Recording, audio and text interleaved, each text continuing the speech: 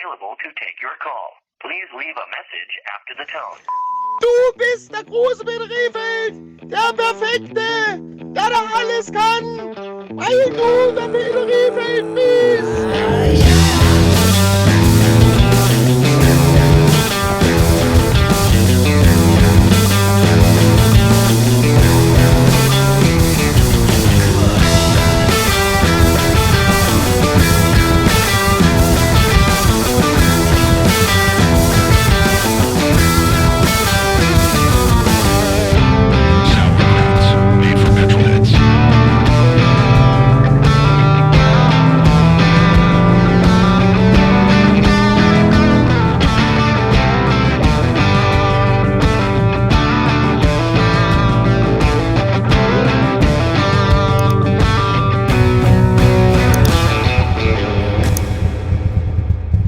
Hier ist eine E-Karosse.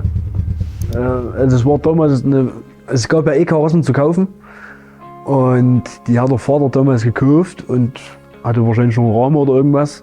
Es war damals nicht so einfach in Wartburg zu kaufen. Du brauchtest ja auch, wie hieß denn das, gebraucht? Gab es da irgendwelche Karten oder so ein Scheiß. Du konntest ja nicht einfach ein Auto kaufen, es gab ja auch nichts, wenn, dann gab es nur Schrott. So, und drum hat er die E-Karosse gekauft hier und hat das Ding dann auf den Rahmen geschnallt.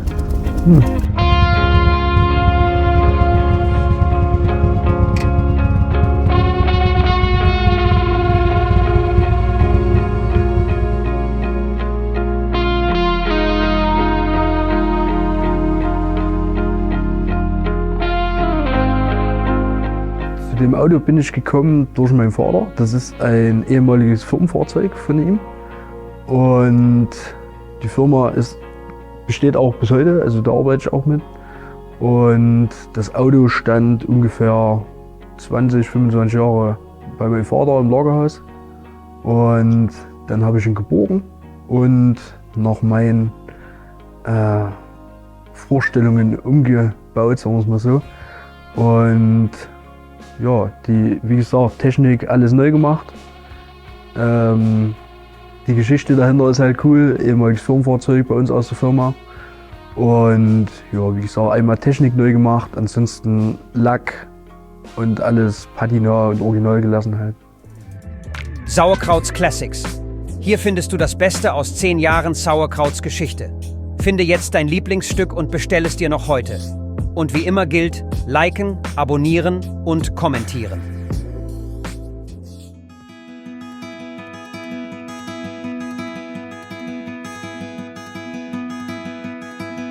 Die Person, die mich inspiriert hat, war für mich unter anderem Modi in dem Sauerkrauts-Video von vor ca. 10 Jahren, wo er seinen 311er vorstellt und man auch seinen Trans sieht im Hintergrund, über den er auch ein bisschen erzählt. Und dieser Moment, wo Modi einfach sagt, du spürst diesen Motor am Gaspedal.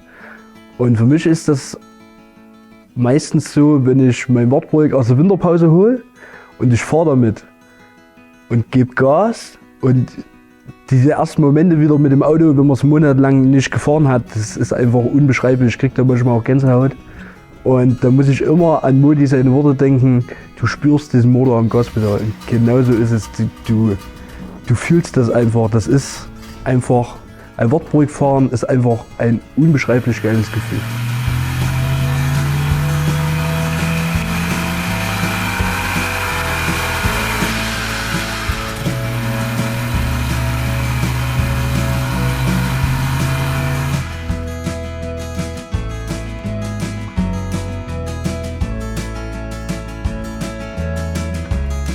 Der Zustand, nachdem ich das Auto so mal gebogen habe, war eigentlich in Ordnung. Ich habe mir aber noch einen Schlachter versorgt, wegen der Innenausstattung und weil wir ja einen Rahmen umbauen mussten. Und ja, da war ein Schlachter in Überschlag Wartburg, der war an sich auch top. Also der hatte eine H-Zulassung, ist auch bis zum Unfall gefahren.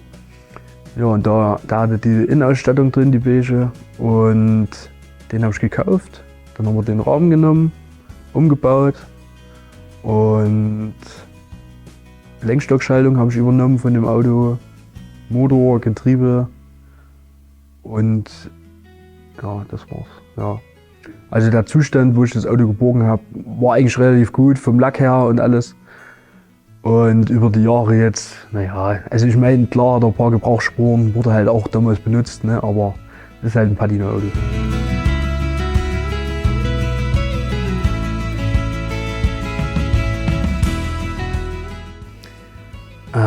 Also Schwierigkeiten beim Umbau, naja, Schwierigkeiten, also lösbare Schwierigkeiten, wenn man die richtigen Leute kennt. Also wenn da jemand Ratschläge braucht, dann am besten an Jesko wenden, da hat er am meisten Ahnung.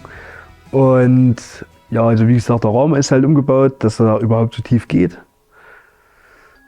Querlenker vorne, Querlenker hinten umgebaut, Lochkreis auf Achse gebaut, vorne wie hinten 512. Spax-Stoßdämpfer, Dome vorne sind verlängert. Hinten die Stoßdämpferaufnahmen sind verändert. Auspuff ist umgeschweißt, also höher gelegt. Die Felgen sind, was habe ich schon den Namen vergessen? Ach so, Barockfelgen. Die Felgen sind dreiteilige Barockfelgen. Die hat Tom Kasten gebaut, Kastenwheels.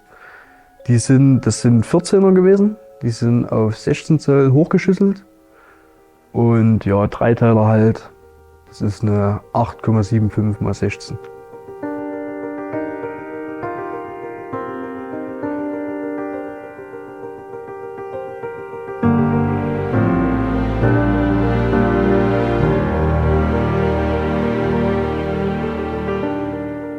Das ist eine ganz andere Sache in so einem Ostauto. In so einem Ostauto, du musst das fühlen, du musst, ich will nicht sagen, dafür geboren sein, aber du sitzt einfach drin, du fühlst das. Es ist komplett was anderes, als wenn du in so einer neuen Karre sitzt und das, also mir gibt das nichts.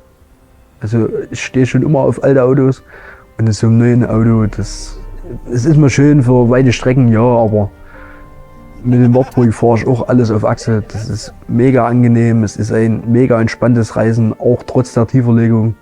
Und wo ich schon überall hingefahren bin mit dem Auto, an der Ostsee, nach Berlin, dieser wollen wir nach Ungarn fahren, alles auf Achse. Das ist ein mega entspanntes Reisen mit dem Wartburg.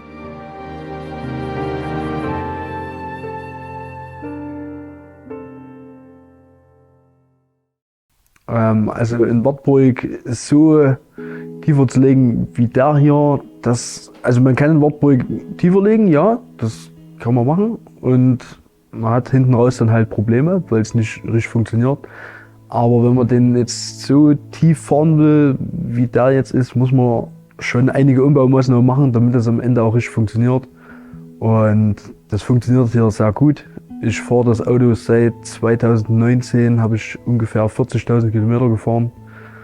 Und wie gesagt, jedes Treffen auf Achse, also Trailer würde für mich nie in Frage kommen, unter gar keinen Umständen.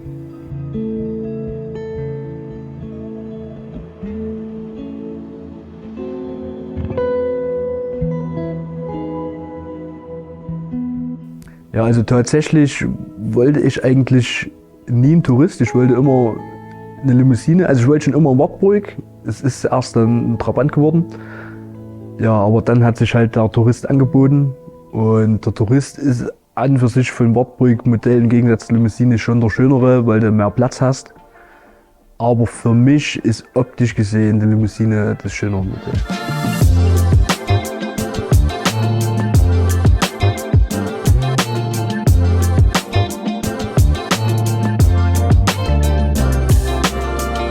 Mein erstes Ostauto, der Trabant, das war eigentlich gar nicht so, ich sag mal, hochkarätig geplant. Das sollte eigentlich mal eine schnelle Nummer werden. Ist dann aber über die Jahre ganz schön was zusammengekommen, ganz schön gewachsen. Es wurde eigentlich jeden Winter irgendwas anderes umgebaut. 2015 komplett restauriert das Auto. Und 2016 ging dann schon los mit dem Scheibenbremsumbau. Dann 2017 wurde er nochmal neu lackiert, weil mir jemand hinten reingefahren ist. Dann haben wir in dem Zuge, habe ich auch gleich den Unterboden nochmal neu gemacht. Da hat der Jesko auch gleich Verbandverstärkung mit eingeschweißt, weil Wir wussten schon, in welche Richtung es früher oder später mal geht. Und 2018 haben wir dann umgebaut auf Wartburg-Motor. Ja, und dann in den Jahren 2019 bis 2020 gab es noch so kleine Detailveränderungen, mal die BBS AM 012 zum Beispiel oder verchromte C-Säulenblenden und so ein Spaß. Und ja. Ja, und auf dem Rückweg von der XS Carnight 2022 ist ja dann leider der Reifen hinten geplatzt und dann, ja, kennt ihr ja bestimmt alle die Story, was da passiert ist.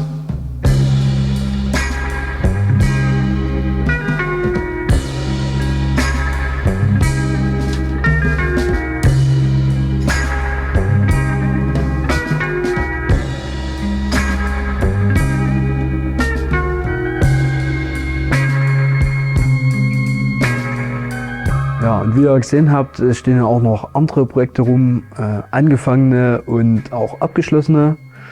Das aktuellste Projekt ist gerade der Wartburg-Rahmen für meinen neuen Wartburg-Limousine. Das hat sich voriges Jahr spontan ergeben durch eBay Kleinanzeigen, das Projekt, wie es halt so ist. Und dann hat Jesko den Rahmen komplett umgebaut und umgeschweißt für mich. Und jetzt ist der Rahmen soweit, ja, ich sag mal zu 90% fertig, sodass wir jetzt auch bald Hochzeit feiern können. Und den habe ich, der hat zu mir gefunden durch einen guten Kumpel, durch seinen Schwiegeropa. Der hat den mir verkauft und ja, dann wurde da einmal die Technik an dem Habicht gemacht, Motor neu, alle Aluteile hochglanzverdichtet. 63er Stage 2 von ZT Tuning ist da drauf und ja, vergoldete Schrauben, vergoldete Zündkerzenstecker, also Spielereien, tiefer gelegt, 2,5er Felgen, wie gesagt, Technik einmal neu, Kabelbaum neu, den alten Lack so gelassen, aufpoliert und versiegelt und dann am Ende gab es noch eine Sitzbank und der Habicht ist genauso, wie ich mir immer vorgestellt habe. Ich wollte schon immer ein Patina-Habicht und ja.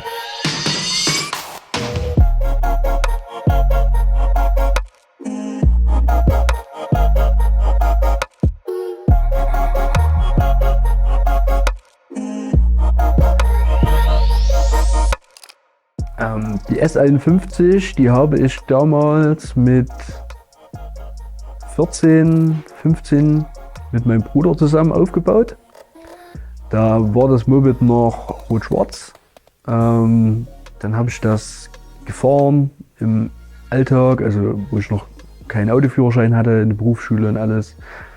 Und dann habe ich sie weggestellt und dann habe ich sie 2015 nochmal neu lackiert. Dann kam nochmal ein neuer Motor rein, 85 Kubik, ein Reso, Scheibenbremse.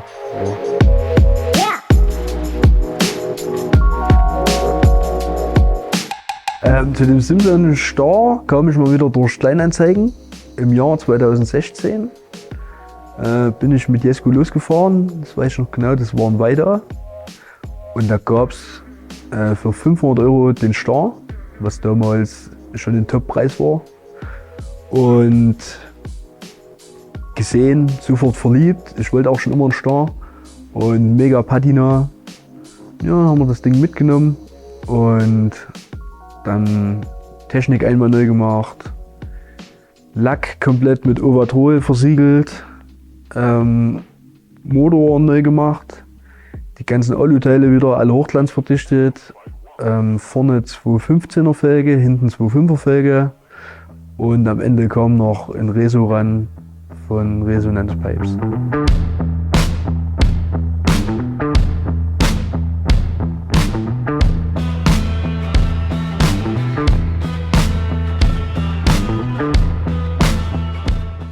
Dann der weiße Original Wartburg, der kam ebenfalls voriges Jahr zu mir. Auch wieder über Jesko. Da hat sich wieder ein Angebot aufgetan, was ich einfach nicht ausschlagen konnte. Obwohl ich schon meine weiße Limousine hatte. Die hatte ich 4 Monate vorher gekauft, die ich gerade aufbaue. Aber bei dem Angebot konnte ich nicht nee sagen. Und dann auch noch mit Schiebedach, kompletter Originalzustand, wunderschönes Auto, den muss ich einfach mitnehmen.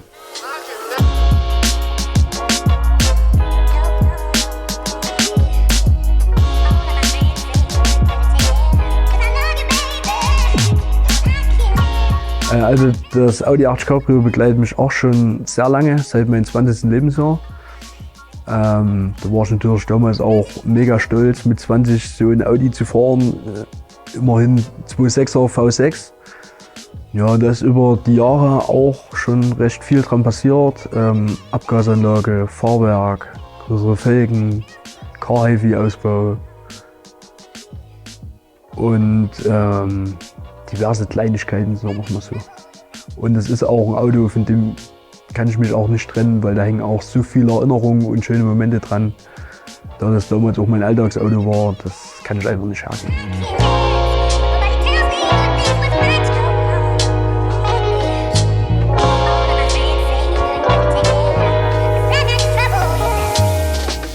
Ja, und der 35i, der draußen steht, der hat mich Johannes ein bisschen infiziert. Da waren wir in Leipzig beim Männerhort und da habe ich seinen 35i Limousine stehen sehen und habe mich sofort in das Auto verliebt und habe für mich beschlossen, so einen brauche ich auch. Und habe ein bisschen rumgeguckt in Kleinanzeigen und überall und dann hat sich tatsächlich was ergeben zum schmalen Taler, weil es sollte auch nicht viel kosten, Low-Budget-Projekt.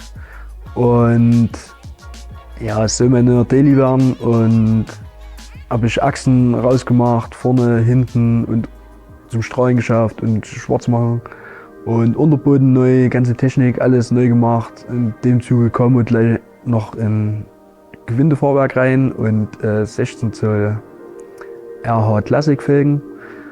Und ja, das Auto steht jetzt eigentlich recht gut da und reicht für den Alltag.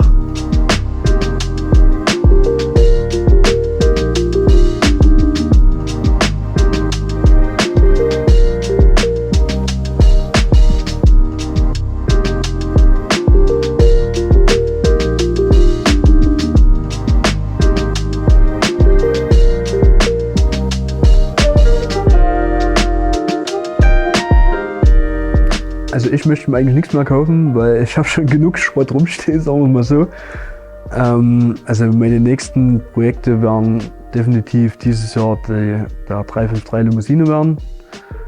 Dann braucht der Audi mal wieder eine kleine technische Durchsicht, nennen wir es mal so. Und dann steht ja noch mein 311er auf dem Plan. Und natürlich möchte ich auch meinen geliebten Trabant auch wieder zum Leben erwecken. Das definitiv. Also ich denke, für die nächsten Jahre steht erstmal genug an. Brauche ich nichts Neues.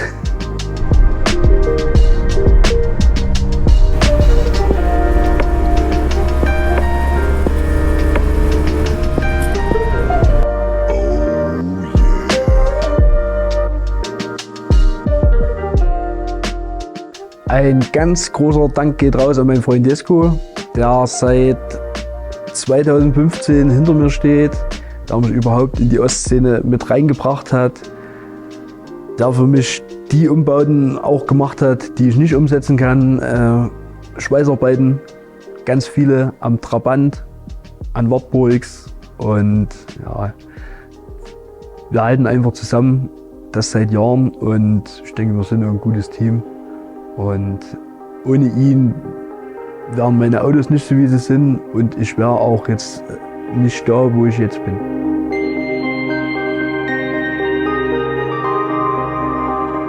Und außerdem möchte ich mich schon bei den Jungs aus dem Hof hier bedanken, die auch alle immer sehr hilfsbereit sind und wir uns auch immer gegenseitig helfen.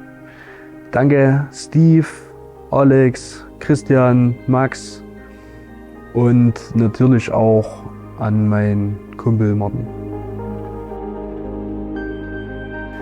Und zu guter Letzt natürlich auch nochmal ein großes Dankeschön an meine Familie, die auch immer hinter mir steht, egal welchen Furz ich im Ohr habe und mir da auch immer hilft. Und auch nochmal Danke an meinen Vater, der mir trotz meiner Tuning-Leidenschaft sein Wartburg hier zur Verfügung gestellt hat und ihn mir überlassen hat. Danke.